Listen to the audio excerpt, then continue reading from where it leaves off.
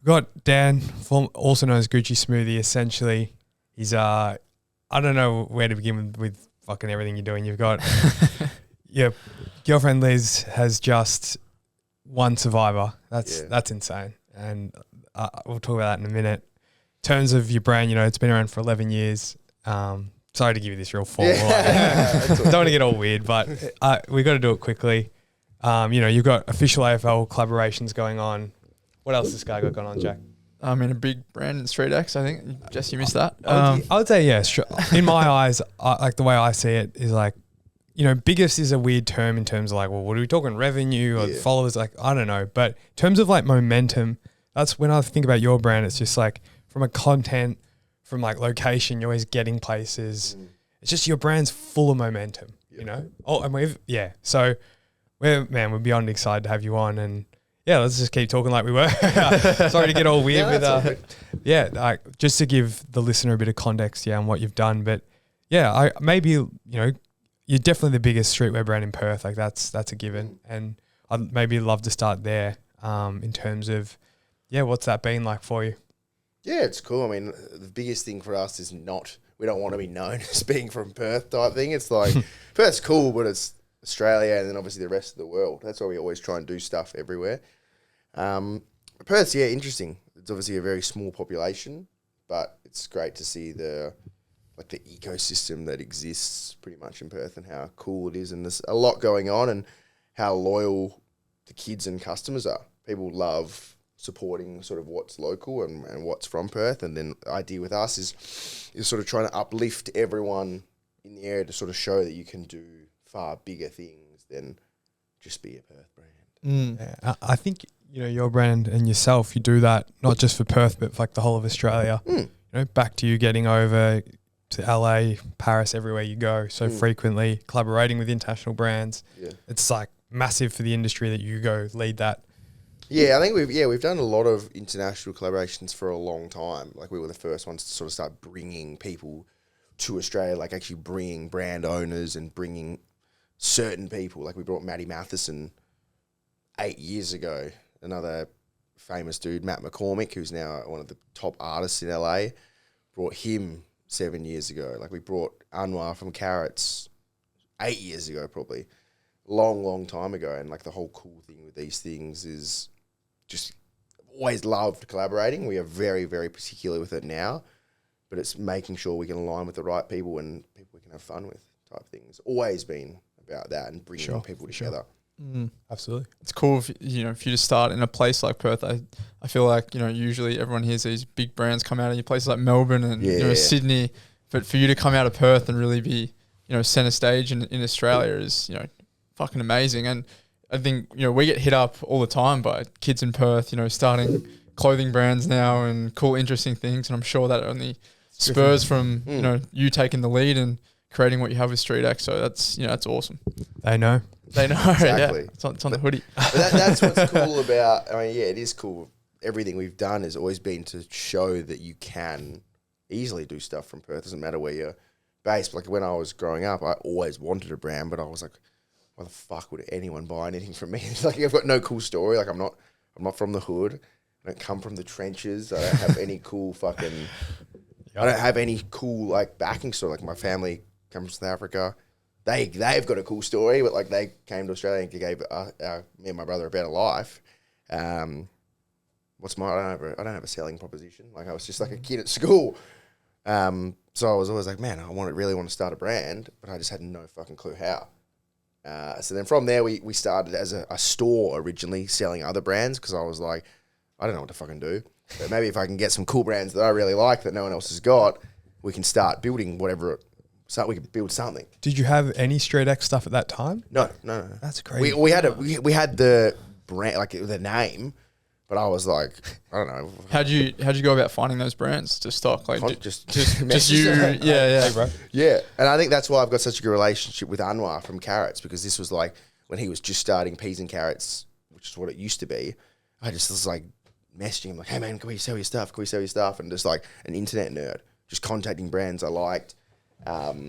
And there was one brand that I always grew up loving that we could never get that I still fucking get pissed off about. A brand called A-Life. You guys have heard of A-Life? Yeah. Skate brand. Yeah. That was like my favorite brand of all time when I was young. When I was like 15 or 16, I went to America with my mum. And I caught the subway and went to that store, and I was like, that was the one brand I always idolized. Like, they did the A-Life sessions out the back, party store. They were like OGs. For sure. Like, they were level on par with Supreme for a stage. They're before Supreme, right? Somewhat, I think Supreme was before, but they were at a very level pegging in terms of performance, and then they had a lot of internal problems, and then obviously Supreme went off on the trajectory it's on. But yeah, to me, still, that was the one brand that I always was like, whoa, that's such a cool blueprint of what to do. I can see that through like where StreetX is today. I can definitely see that. Like, that was like for our 5th birthday, we did a party with New Era, Anwar from Carrots, and then Cousin Stiz. So we brought them to Perth and did like a release and like an in-store party. I didn't know you did Cousin Stiz. That's crazy. Yeah, so we were the first people to bring him to Australia, and we did Perth and Melbourne, which was sick. But that was always the goal, was just trying to bring something unique. Like, obviously what we were doing was trying to be something unique, and then bringing in Americans and people from all over the world to try and do stuff, which is what I wanted to do. So just to dive in on, like, so you didn't start the brand with, like, you didn't start StreetX as the clothing brand. No. And I want to dig right into that, because I can draw a real similar comparison to myself. You didn't do that because in your head you're like, I couldn't start a clothing brand. Like, I respect clothing too much for just me to go start that. That's exactly why Push Pull sold vintage clothing for the first year. Because I was like, I will never start a clothing brand because... Why? Yeah. What's the selling point? Yeah. Like, I've got to go sell What's the brand about? Yeah. But that's so funny. We did the same thing. We sold other brands. I sold vintage. You sold, other streetwear brands. And then from that, you're like, hold on a second, like, fuck it. Well, it started giving us a voice to be like, this is the direction and this is how it was curated, this is how it was put together. From there, it was sort of like, I think we made lots of like 50 tees and just gave them all away type thing. And it's probably only like 2.5, 3 years later, we actually started selling a few things. Wow. Yeah. So it was, I think we had 2011, we had like an online store launch, and I was like, yeah, we're going to change the game.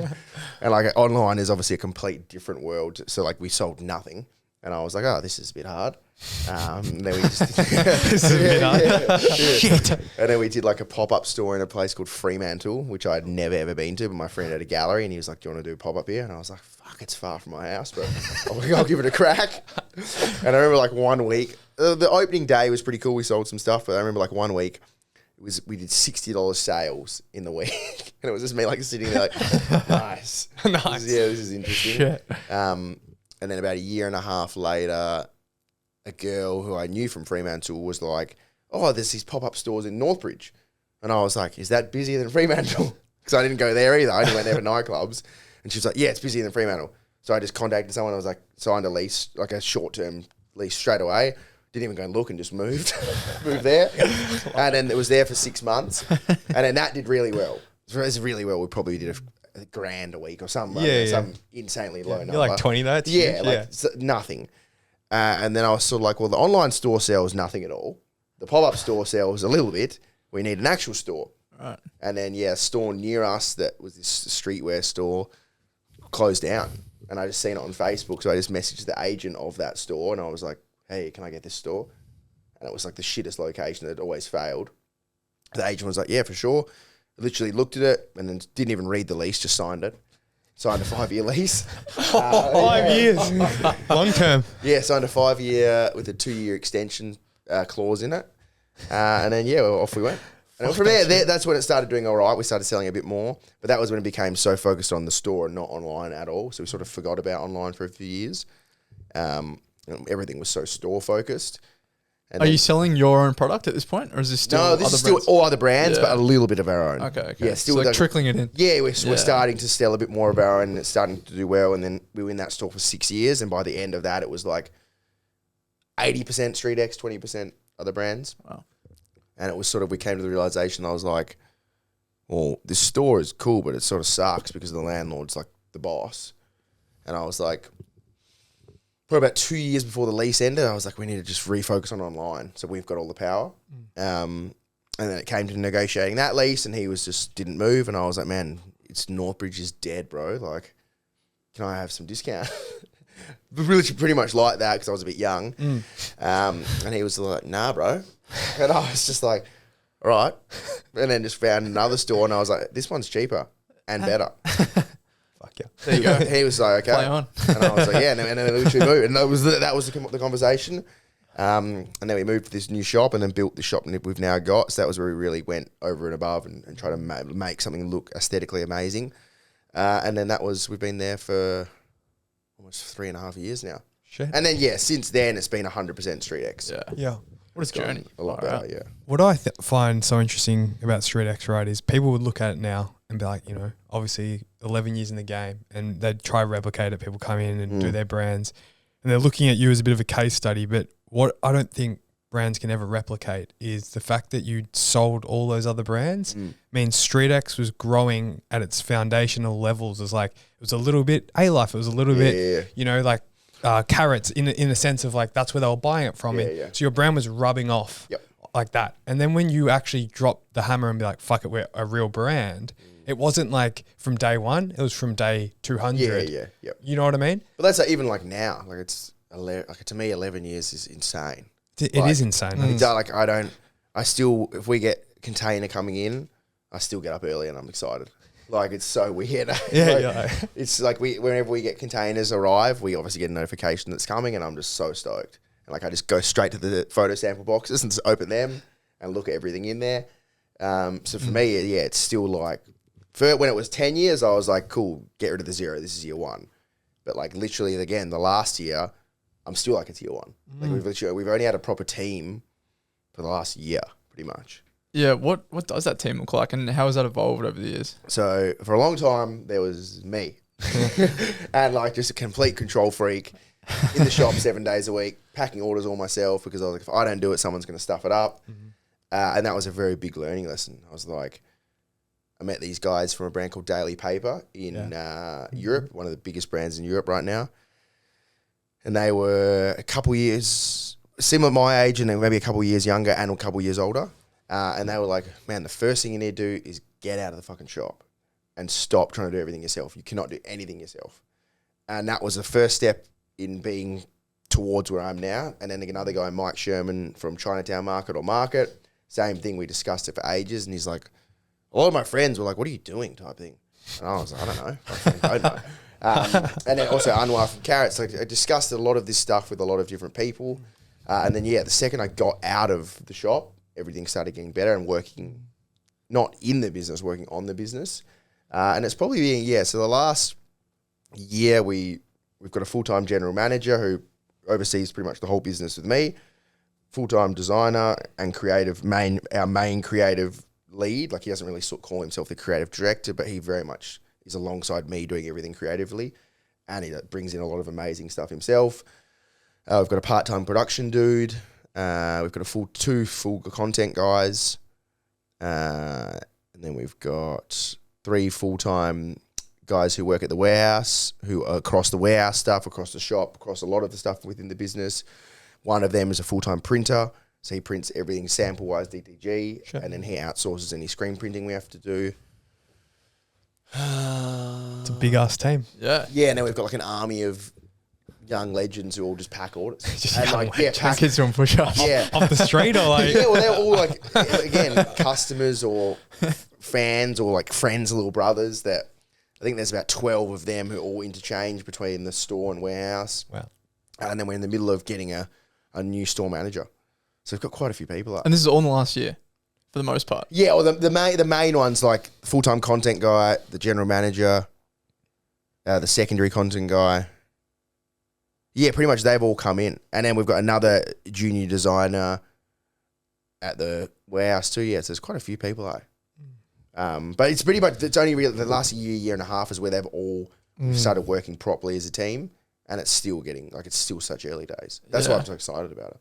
Yeah. With that excitement, you remind me, I mean, the 11 years you've been in the game, we had Summer Jam on that basketball. Yep. Those boys been doing it for 10 years. Wow. And how you said, like, when you open up boxes and you got that excitement, that's like them. Like, every time they're at the court, they're feeling like it's day one again. Yeah. There's so much to be fucking said for that. You know, like... Yeah, so as long as you've got that drive, like, that's what's so cool because we've got such a good team now. and I'm just like ADHD wanting to go there. So they all pull me back into the right line to sort of keep going on that trajectory. So I think that's one thing we've definitely made mistakes with over the years is trying to do everything. Because I just get so excited. I want to do this. I want to do that. I want to do that. And it can dilute the brand if you're trying to do everything. Yeah. So that was also very much a realization for myself is we're not that. It's like we need to be that. So it's also coming to terms with that because I just want to do everything. So like what is StreetX? Like what is that for StreetX? And I think in terms of like the overall way I look at the business as a whole, I think the reason, like for me, my personal reason for doing it is sort of when I was younger, I always wanted to be that kid who was like, I've got different stuff. I've got this, I've got that. And I want to have stuff people don't. And I want to be different. And I want to be that. And I think that sort of draws down from the idea of the feeling you get that's associated with being those things. So that was always my personal reason is how can I give other kids that feeling? Because I was that customer. I was that little kid who was like, fuck, I want to go into a shop and then buy what they don't have. To be like, walk back into the shop and be like, what's up? Yeah. Type thing. Yeah. So overall, the way I look at the business, okay, I've been working on this for a while is trying to summarize the reason of what the business is. And so for me, it would probably be the idea of creating a vehicle that gives every person the ability to be clothed by us and in terms better themselves mentally, physically, however it is they want to be to live their best possible life. So it's nothing to do with making the best product. Like no one gives a fuck, man. The whole thing is about enriching the lives of the community we can touch. And I want that community to be every single person alive. So I would love every single person alive to be wearing StreetX to be able to give every single person that feeling. And that is the whole goal and driving force. Because for so long, like you look at so many brands as like, oh, we're a brand like no other. Like brands and websites still say it. It's like, man, you're the fucking same as everyone. You got a different name on your fucking shirt, bro. Like you guys don't do anything. So for us, the big thing has always been trying to work out what is our point of difference. And like I'm very, very outspoken online, which I'm sure some people like and a lot of people fucking hate.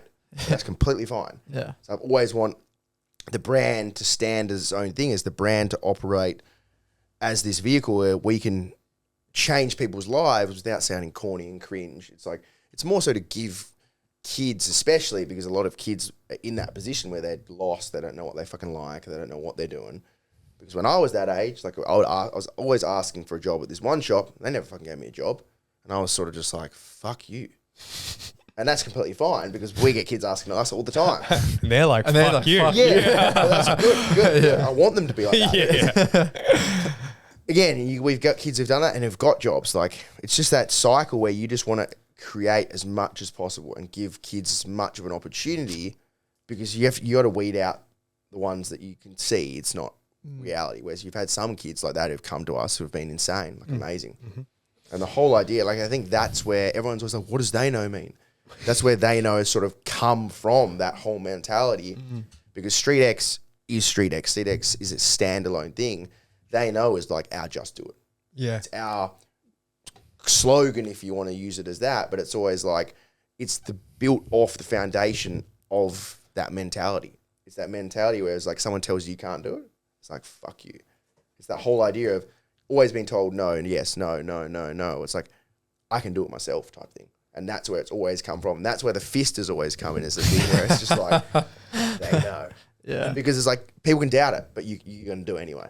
As I said at the start, like it's momentum. It's the key word. I think they know is momentum. Yeah. It's like, I'm going to knock doors down. Yep. Because it's like, because I have momentum. Exactly. I am my own right. momentum. And that's you. That's exactly what it is. It's like, cool, you want to get a shoe collab, you want to get eyewear collab, you want to get this collab, this, whatever it is. Everyone loves collabs.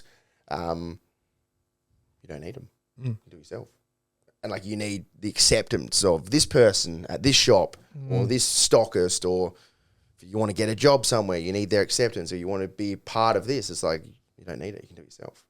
That's always what the whole they know thing has been built upon. It's like, the whole reason for me is like the why is sort of the foundation, and the whole ethos and the brand, everything is that foundation you build upon, and they know sits within that building upon because it's just an extension of StreetX to a degree. Fuck, I love it, man. It's sick. It's fucking, I don't know. I'm just in awe of it. Like I get it, and it's driven by you essentially. And you go back to you starting StreetX. It wasn't actually your own clothing, and but then a bit of momentum, and like you kind of were like, fuck it, like they know. And then we fast forward to today. You're in fucking Paris. You're in the US. You know, Logan Paul comes here. He knows. Like he's with you. You know, like that's that momentum you've created. Yeah, and I think it just links back to the whole idea of what we try and see the brand as. It's like, it's not about necessarily the clothing. It's about everything that's built around it. And it links back to just being a normal person.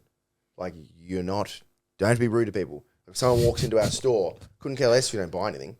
Like, you get treated completely normally. If you buy something or if you don't, you get treated the same.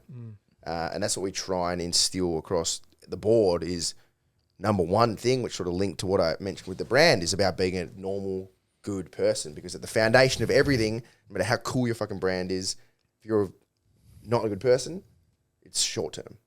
Whereas long term, if you are a good person, your morals and the foundation's correct, I think, is it's going to go long term, which was everything we try and do is long term focused. Stop. I suppose we've seen that, and you're looking at Melbourne now. Yep. Coming up, we were looking at spaces yesterday in the CBD. Yep, that's the plan. Like we've had such a long path because one, obviously no experience. Two, working out what that path was, obviously being online and pop-ups. And then Perth, which is amazing. The one thing is we never want to be known as a brand that doesn't try things. Like we always want to push the envelope and try and do more. I'd much rather go out on our shield and fail and try something crazy than, let's just stay in Perth and be all cozy at home in our nice house and our office and cool hours. Let's just chill here. It's... Goes against everything. If we did that, it goes against everything I've just fucking said. Absolute fraud.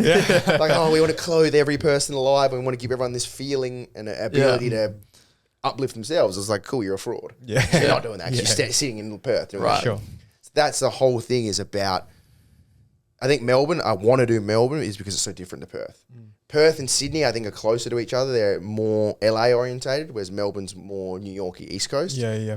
So that's what I want to do. I want to do Melbourne because it's very opposite to what Perth is. Even here, like at home, wearing t-shirt and shorts still, whereas here it's like fucking hoodies, pants, puffers. Always. Yeah, and it gives very much a contrast to what we have at home. And then even just metropolitan area is so different city-wise and the way it's built up. The plan, I think probably the second half of next year, we'll ideally open a secondary flagship here. We've always done pop-ups. And everyone's just like, man, you got so many stores. I'm like, we got one, bro. There's just pop-ups. Pop-ups are pop-ups. They're not permanent. So I think we'll probably do 1 or 2 pop-ups here this year, maybe another one next year, and then ideally the second half of next year open. But it's a long process trying to fucking find and then build the space because our store at home, for those people who haven't seen it, I think it looks pretty cool. And the whole thing with that store was it needed to be a work of art.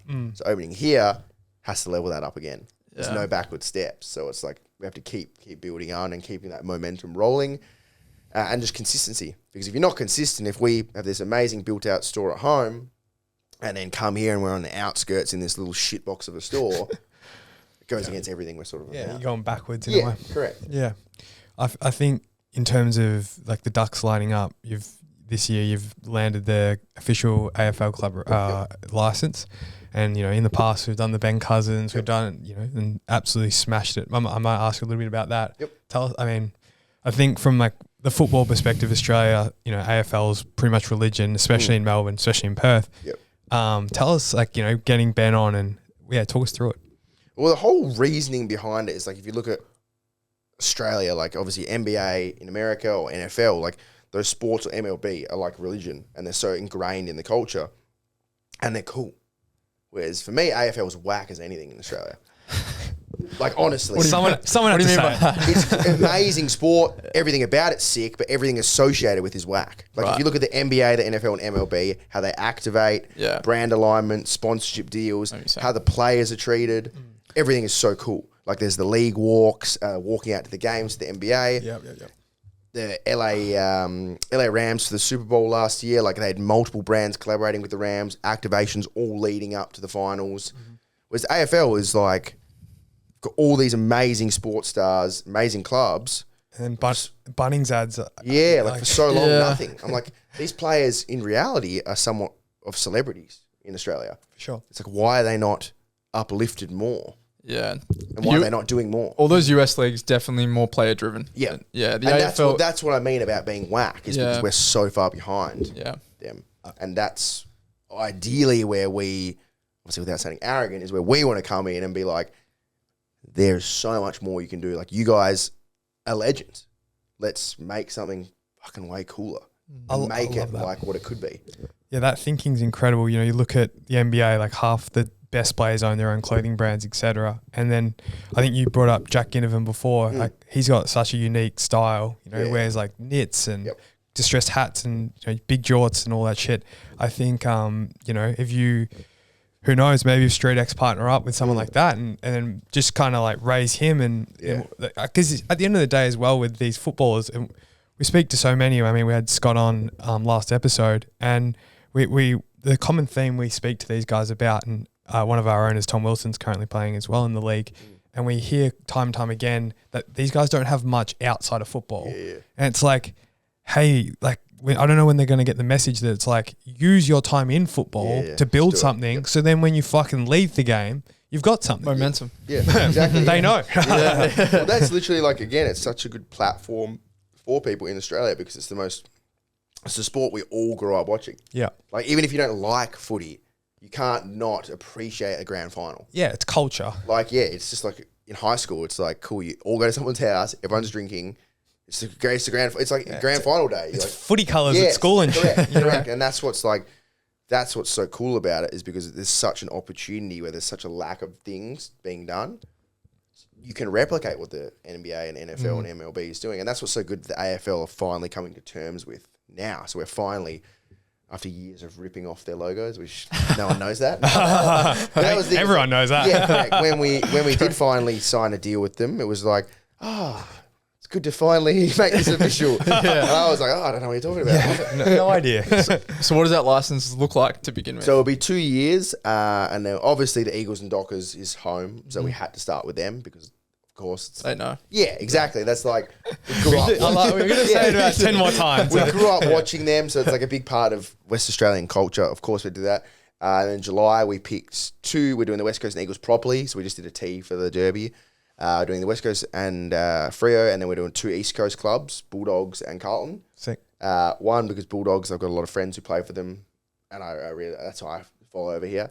And in Carlton, their brand aesthetic, and we've got a few WA boys there. Sick. I think they're a great fit. So we'll do those 4, and then for the finals, we've got a few more coming.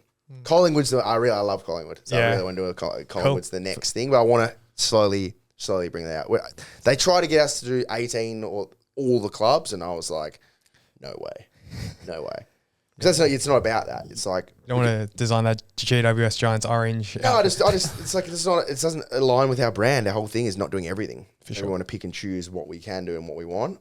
So we're doing some like big heavyweight wool varsity jackets for July, and just tees and hoodies, and then we'll do something special for the finals. But I don't want to overdo it. Like, our brand is not that.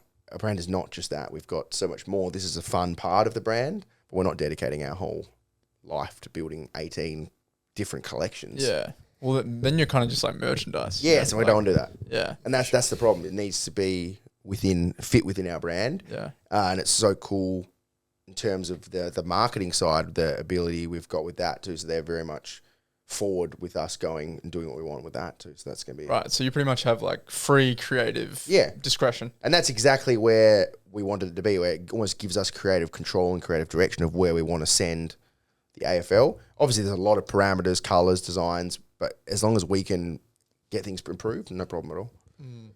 Back to the Ducks lining up. You know, you've got that sorted with the AFL, and you know, in Melbourne, just absolute religion here. And that, I mean, that's 10% of why you go well here. Correct. Yeah, less like you've already built this, you know, juggernaut here in Australia, and you know, being from Melbourne, I'm so excited to see it out here. I think we lack, you know, there's always a lack of community, really, especially within fashion. Really, the whole reason we do this podcast is to bring people on to kind of lift the lid on some industry shit. Like there's kids listening right now, like, wow, like that's how you do an AFL collaboration. And just those little, I mean, that's a big thing, but all the little things you mentioned as well. But in reality, they're not.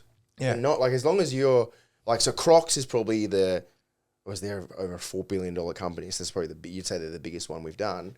But it's like, it's not. It just takes time. That's all it is. It's like, as long as you're doing what you do is good and what you're doing is of some sort of substance, these things will come. Yeah. Like the Crocs thing was not like us emailing them. It's like we just got an introduction and went from there. Mm-hmm. That's how it works. And eventually when it comes out, everyone's like, wow. It was an international collaboration too, wasn't it? Yep. So it was all over, I can't remember where it was stocked, but it was stocked in multiple places. But that was a lot of approvals, a lot of stuff to deal with. But it's just like pretty much what we already do on a larger scale. Didn't iShow Speed wear? Yes, that's why I was like, what the hell? yeah, that's crazy. I don't know how that happened. No, like we've always, Young Thug wore something we made ages ago, and I again have no idea how that happened at all either. That's so dope. Like from just a clothing brand perspective, it's so cool to have your products reach. Like when you're doing international shit, it's like, oh, these guys are just finding it somewhere. Well, that's the thing is like, there's so many people will be like, yeah, we set that up, we did this, bro, and I was like, I had no fucking clue. So it's cool, and that's like, again, everyone's always like, oh, if one person wears your thing, that's going to change your world. It's not Never reality. does. Yeah. No, it's all about, again, it's like the consistency. If you can consistently do things well, those things are just added benefits that come in. Yeah. Back to time, and you've been planting those seeds for 11 years. And more recently, you're getting overseas more. We've seen you in LA, we've seen you in Paris. Is that a concerted effort, to start planting those seeds to get? Yeah, for sure. Yeah. I've been going to LA for years, and it's just like some people I'm friends with have become famous without like there's a guy, Evan Mock, who's one of the most famous models in the world right now. He's on Gossip Girl. And I just literally met him years ago in Costa Mesa, and we just became hell mates, and now he's fully famous. I'm just like, that's pretty cool. That's my mate. Yeah. And I was like, wow. Okay, he was always a legend, like such a good dude, and he's just become fully famous. So like, it's so crazy to see people go on different trajectories. Yeah, I suppose, but you just got to go. Like, yeah, and it's like we've done it. We did a pop up there in 2015 or 2016. We did another pop up there last year. We did a party there last year. So we've always done stuff there, which is great. Obviously, we worked with Ruka.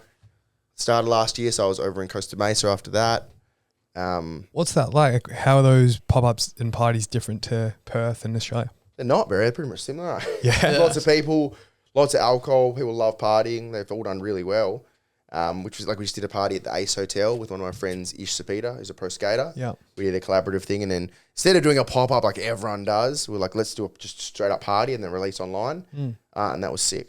Yeah, it's really a good fun. way to do it. Build just that culture. Different, rather than like, oh, here, come to my shop and buy a t-shirt. Yeah, like a little bit drunk, buy a $50 tee. Yeah. And where do I put the t-shirt? I'm wearing one. Yeah. And that's the beauty of having the power of our online store and our store at home is we can travel and then do stuff from wherever. Yeah, you are freed up to do that stuff now. Yep. Yeah. Jess and I speak about it a lot, and we want to get overseas with what we're doing at Colour Plane. And for us, we just know there's no equivalent to getting on a plane and going there. And even if you don't have much lined up, just go and speak to people and immerse yourself in it, and you'll be amazed at the travel is such an amazing thing. Yeah, like you're big on travel, obviously. One of the biggest things that changed my business mind was travel. You gotta go, my life. Yeah, and that too. It's like, it's just such a thing where it just things happen. Like you meet people, you never know who you're talking to. Some trips, nothing happens, but that's all part of the deal. You just got to keep, and again, it's about consistency. You're consistently doing it and doing things right, and pushing your own brand, and then doing things in the right direction, things start happening. Yeah, it's I mean, when you had Mike and Logan roll in, like, and you guys are on the beach and there's some tensing going on. Of course, big fan of it. Well, give us the lowdown on that. That seems like that was just a friend of a friend in LA who set that up. And another friend had a cool boat, so he got the boat, and then just took him out, and they were just Mike especially, legend. Yeah, good man. Yeah, just like ADD. Yeah. Crazy. Just the best. Which is the best. Yeah, my type of person. Yeah. And that's what, it's just like no one cares about your business, bro. It's like, as long as you're a normal person, you guys will get on with people. For sure. End of the day, it's just good people. Yeah, and they're like, I mean, obviously Logan's another level of celebrity. Like, it's a different world. But same thing like with Kid Leroy. Like, we did a pop-up with him in Sydney 2016 and it was 300 kids. And then when he came back to Perth, he's like, hey man, do you want to do a pop-up? And I was like, sure. And there was like 1,000 or 2,000 kids outside. Channel 7's there. Yeah, like every news agent was there interviewing people. And I was like, man, he's just like a good dude. We just stayed in touch. And when I know his DJ really well, when he was in Perth, he was like, do you want to do it? Like he didn't even say, let's do one. He's like, do you want to do one? And I was like, sure. And it's just like, yeah, if you can bond with people on a personal level, because if you're fuckwit, no one's going to work with you. Yeah. Generally. A lot of fuckwits though. A lot of fuckwits. Jack Harlow pulled up when he was here. Super nice dude. I knew the support act who were playing with him and they were legends. We worked with them. And then Jack was super nice. A lot of different celebrities, if you want to. Again, they're all just normal people. Yeah. I love the way you put it earlier as well. Is like people listening to this, you know, it's just the stigma of clothing brands. Like you get Jack Harlow, you get Kid Leroy, you get Logan Paul or whatever in a shirt, and your brand's a success the next day. You'll sell 5,000 tees. That T-shirt. It is not how it works. And in fact, sometimes it's like you go backwards somehow. But like again, but if you can get those 3 guys and their 3 girlfriends and the next 3 people, that's how you grow a fucking brand. It's just constantly rolling over, things constantly getting better. It's just like there's no one event generally that's going to change your business. Sure. How do you continue to reinvent the wheel? Because you obviously got a lot of this momentum. Some of the biggest names in the world. You've released tons of product. How do you keep making bigger and better, interesting things for people to follow? Yeah, I mean, the thing is you can't do it yourself. Yeah. There's not one person who just does everything. It's like constantly building. Traveling, again, is a massive thing with that. But then constantly trying to be inspired. Like if you're so motivated and amazed by everything you're doing, one, that's a great thing, but you can't get stuck in just doing the same repetitive thing. It's constantly trying to do more and expand. And that's what I get so excited about is like trying to do more things in the direction we want to go. And that's certainly not just me going, let's do this. There's so much other shit that goes on behind the scenes that people don't see. Everyone just assumes, oh, wow, Daniel does so much. I was like, I do work very hard, but they've got such a great team of people around me to help and uplift everything. Yeah, moving on and looking at that person sort of out of the 9 to 5, moving away from your business a little bit, because like you are a polarizing guy in a good way. You know, you got the and a bad way sometimes. I'll focus on the positive. I mean, even right now, currently, with your partner winning Survivor, like you are, the Channel 9 are just constantly writing articles about you. It's whether at the front of your store or whether they're writing weird things about your love life. There's a lot going on there, but I'm more interested in the person we don't see on camera. Like, who is that Dan that is at home? Who is that person? Pretty much all I do at home is stay at home with my dogs and my partner, go to the warehouse and go to work, occasionally go to the shop, go to the gym, and then go home. I don't do anything. I don't go out that much. I just either work, gym, partner. That's pretty much all I really do. Like we've got mats in our warehouse now, so I can train with my friends come to the warehouse. So I have to minimize leaving the warehouse. I just got a sauna put into my house, so I don't have to leave for that. So I can stay for that. Lovely. I try really minimize my outside shit. Like I don't like doing stuff. What do you struggle with within all that? Is there anything that stands out? Obviously over the years, the mental side of stuff is always so hard. I find that very challenging. It's like, one, you've got a team, so they are very much reliant on the business and yourself, so that's something to deal with. And there's just always so many things going on. Like sometimes it's like you need to step back and relax, and that's why I always try and do as much training as possible. That's why I got a sauna. Try and do things that I really want to do that make me, cause I feel so much better. Once I do that, because I'm a fucking dickhead a lot of the times if I don't do things. And that's why I've had a lot of, even with my team, like they'd be like, what are you doing?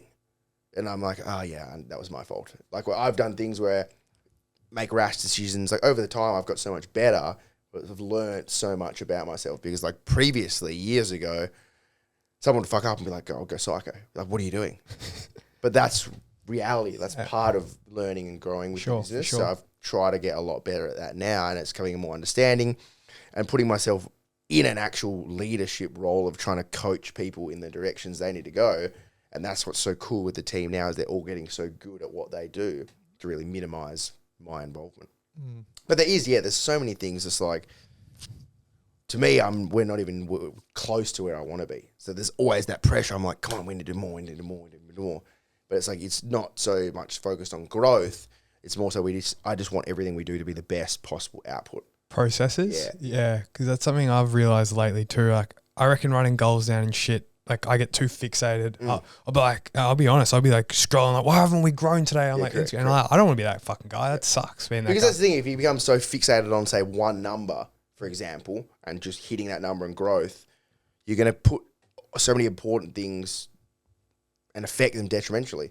Like, again, if you want to hit some X number, you're going to do everything to hit that number. And that might be at the cost of your team of some customers or your team. And that's perfect example for that. Like, we just had Black Friday in November and then December, our 2 biggest month ever in the history of the business. January comes, I was like, cool, let's keep going. And that was just me with the blinkers on. And then my team was like, hey, man, we are all cooked. Yeah. We celebrate a bit. Yeah, there's heaps of problems that we need to fix process-wise and outputting orders. Like, we had a 3 or 4 week backlog of orders. We had so many problems going on internally. And I was just like, let's do another release. And it was a very good realization to have the team. Fucking hell, Dan, get in the corner and get clear. Exactly. So that was a great way to bring. So we put a hold on things, put things in place, and ideally we're building through that now to this November again, which will be another massive one. But come November, December, we'll be in the position where it's going to be much easier to handle and process those things. And that's, again, is like we just did the release on the weekend. Some things did better than we thought. Puts a bit of stress on the team, but then they're all putting things into place now to minimize those effects. It's funny when, you 11 years ago sitting maybe in that Fremantle pop-up and, wanting to make sales, like you'd die to be in the position you're in. Oh, yeah. But the position you're in now, you're like, fuck, selling equals like lots of problems. Yeah, but again, it's like they're great problems. Great problems to have. They're the most positive problems to have. There's not one thing negative about them. They're all great problems to have to deal with because they're all fixable. And when they are fixed, things are going to get even better. Like, I remember when I first started the business, I was like, if we ever did $1 million in a year, I'm retiring. That's what I thought when I was young. I was like, that's nothing now. That's not even, like, it doesn't get you anywhere. Right. Yeah. And it's like, that's the thing, is you become too fixed on goals and fixated on a number or a thing that you want to hit. It's like, when you get there, it's like, oh, what do I do now? Yeah, for sure. So that's the whole thing. It's always wanting to be the best is cliche. It's like, you're never going to be the best. And cool, when you are the best, what do you do then? You sit on the top and then you go back down? Yeah. So for me, it's like you always want to be better, keep getting better and keep improving, keep going, keep being consistent and not setting a ceiling on it. I want to aim 3 kilometers ahead of where I should aim so we'll never get there. Because you will never reach it. Yeah. But that's the best way to be because as soon as you think, oh, I want to be the best, when you get there, that's when the problems start. What next? Yeah. And that's where, like, I always had that idea. It's cool, I want to get to this number. When you get to that number, it's nothing in your life changes. For sure. But then you get to that number, it's like, oh, do I restart now? And that's like a big thing. What I've really tried to do now is just keep trying to instill the idea of being better and better and expanding and growing and trying to get the team to the level where a lot of the guys, and myself included, came from zero experience. We've got one guy who came from corporate who's very experienced, but the rest of us have all got like no experience. So it's like very much, you can't just expect the world straight away. So it's fostering and curating that whole team so we can become in 2 or 3 years like a Goliath type thing. Have you taken on any money over the years from investors? Or no? Never. Never, ever. Not never, ever. No, but no way now. Like we've got everything we do is funded by ourselves. All our marketing, we pay for everything. We've never had outside help from anyone. And that's always been the goal because we do it. Like it's very much a part of everything we've done. Like our store builds, which are crazy. We do big marketing videos and campaigns. Everything's ourselves. We don't want to, like that's a big part of our brand for now. And ideally with the expansion over here, everything internationally, again, we're going to do it as long as we can by ourselves. That's the plan. Have you had any characters come along the way to splash some cash in and get rich quick? Yeah. Like the one thing that was the best ever when I was young, this guy took me out for this dinner and to try, because I was broke at the time. This was a long time ago. And I remember we go to this one of the most expensive restaurants in Perth, and wine, I was like, oh my God. He orders 2 $500 bottles of wine. And I'm like, I don't even drink that much. And I was like, what the hell is this dude doing?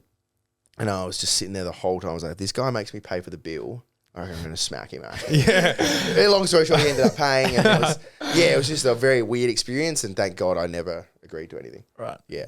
But we're very much building a team to do everything and be self-sufficient as possible. It's hard when you are that young guy with the low bank account, and we've all been there. We all go through ebbs and flows, and that's when you can go, oh fuck, maybe a little bit of the quick grab here, but I love with your thoughts and theories and momentum. It's like think long, think 3K ahead. But that's the thing is why take money from someone unless they bring some amazing addition to your business. Like if they can give you this crazy logistical win or crazy manufacturing that changes your margins forever, or they give you they're Logan Paul, or they're a kid, they're someone, or they're just Justin Bieber wants to be your partner and he wants to be the face of it. Yeah. Something that could change you. Has to be exponential growth. Yeah. Yeah, there's no reason for some dude who's just got coin to give you money. Go to a bank. Yeah. If you really need, go to a bank. Yeah.